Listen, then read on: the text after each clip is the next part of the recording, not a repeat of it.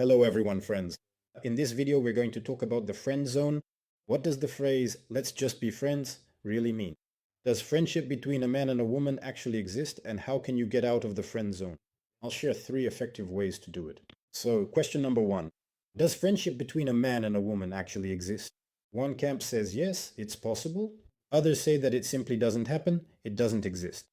Friends, we weren't born yesterday. Evolution has been going on for thousands and thousands of years. So what actually attracts a man and a woman to each other? It's the instinct to reproduce, period. So the purpose of the reproductive instinct is to produce the most viable offspring. And when a woman makes her choice, for example, why are women attracted to men with athletic builds? Because it tells her that the offspring will be stronger.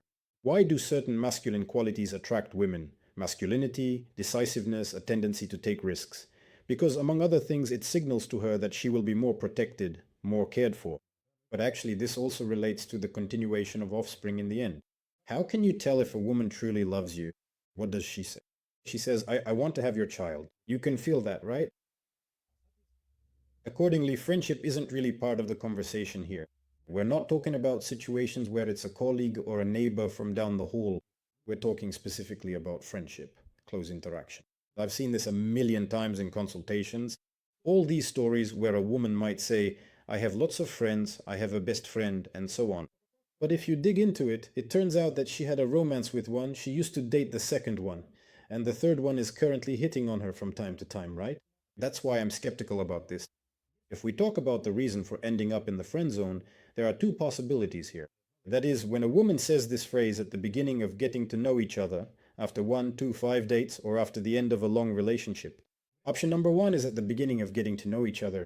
So you've had a few dates, but she didn't feel it.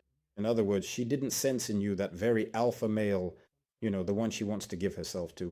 So this is a situation where the man either didn't show any intentions with a sexual undertone at all, any claim to the girl.